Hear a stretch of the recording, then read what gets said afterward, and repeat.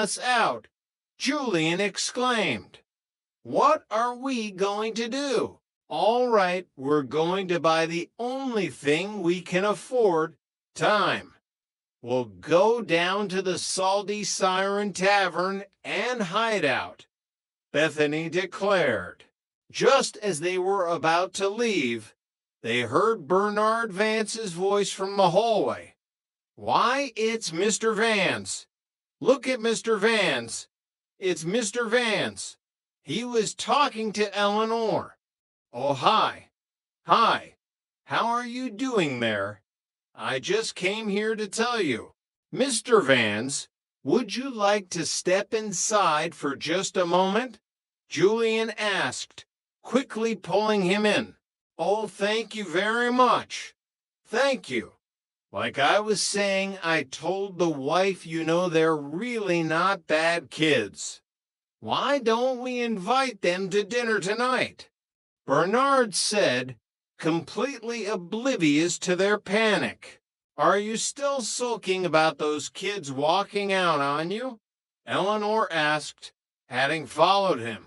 I don't want to talk about it. We discussed it enough last night. You mean I discussed it? You fell asleep right in the middle. Eleanor corrected him. I did not fall asleep. You did too. You fall asleep in the middle of everything. I don't know how you do it. Eleanor. Do what? You've only been up a half an hour, but your tongue is already put in an 8-hour shift. Bernard grumbled. Why'd they run away from me like that? Bernard asked, genuinely puzzled. Maybe there's something about you that I've grown used to that other people still notice. Eleanor said, a hint of mischief. Your tongue just went into overtime. Oh, Bernard, you shouldn't blame the kids. It was probably just a misunderstanding. Not on my part, Bernard insisted. You're right, dear. I am. Yes. So why don't you go up there again tonight and ask them out to dinner? After what they did to me. No, I'm not taking them anyplace. Why should I? For me. You got to give me a better reason. Eleanor pleaded. All right, I will. Now I had a lot of things I was going to do today. I was going to go shopping. I was going to go to the beauty parlor. I was going to have a walk on the beach. But I'm giving that all up so I can stay home with you and talk and talk and talk while you're reading your newspaper, while you're watching the TV, while you're taking your nap. Eleanor said, a calculated sacrifice. All right, I'll do it. Oh, thank you, Bernard. You're not welcome. Bernard sighed, then turned to the trio. What are we going to do about the rent? We can't go on avoiding Bernard forever. What about that boss of yours? That one who's always chasing you around. Think you could get an advance out of him? Bethany asked Daisy. Only if I let him catch me. Daisy replied, shuddering. Where's Julian? He's in the bathroom. Still. And they talk about women. Bethany complained. He stays in that bathroom twice as long as we do. Well, he has to shave. We have to put on our makeup. And he likes to read in there. Oh, he says kills 2 birds with 1 stone. Julian said, emerging from the bathroom, wearing only a towel. Good morning. How are you doing? Oh, gee, do you have to walk around the house in your underwear? Bethany asked, exasperated. This is not underwear. It's my bathing suit. I ran out of clean shorts.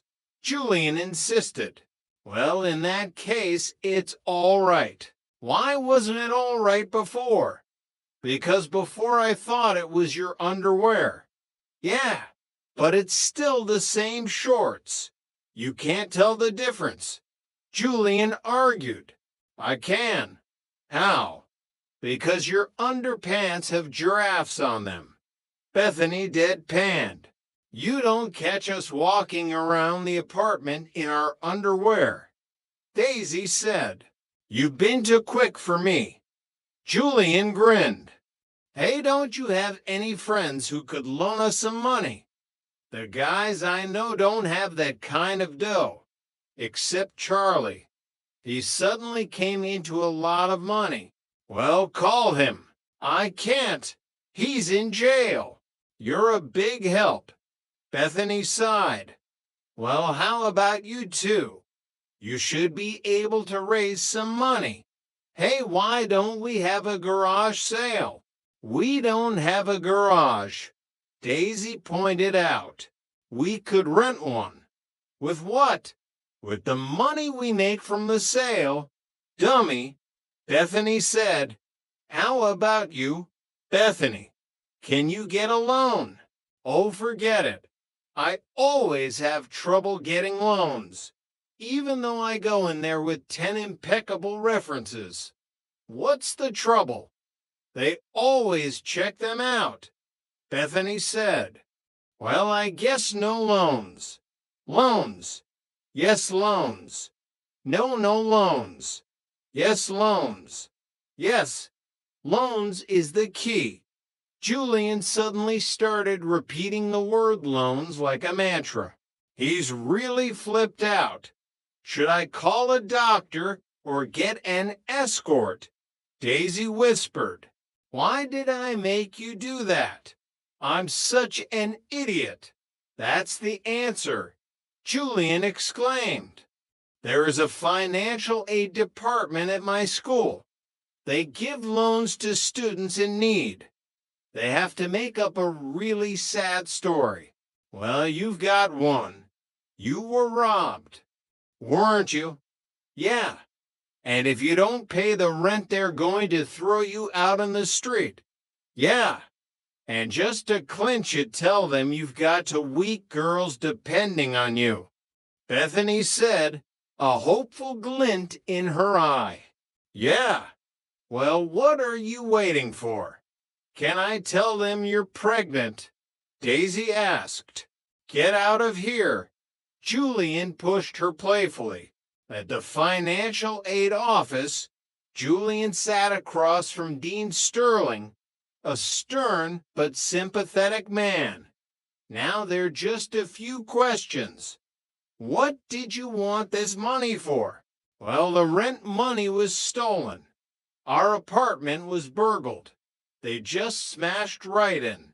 Julian exaggerated. Dear, you know, sometimes I think it'd be better just to leave the front door open. We'd probably be safer that way. I mean, burglars would think it was a trick and not come in. Dean Sterling mused. There's one thing I'd like to mention, Mr. Thorne. I don't have any collateral. Julian, as a student here, all you have to prove is need. Oh, we need. Well, that's good enough for me. Dean Sterling smiled. Oh, now you said we. Does that mean you share the apartment? With a couple of roommates who don't have any money either. And since it's harder for a woman to get a loan than a man, I decided it was up to me, so here I am. Julian explained, trying to sound noble. You're living with a woman? Dean Sterling asked, raising an eyebrow. Oh yeah, but that won't hurt my application. Will it? Julian, this is the 70s for heaven's sake. I mean, this is a college, not a monastery. Loan approval doesn't depend on how you conduct your private life. Dean Sterling reassured him. Oh, good. She doesn't happen to be a student, too. Oh, no, she's a typist, Julian said.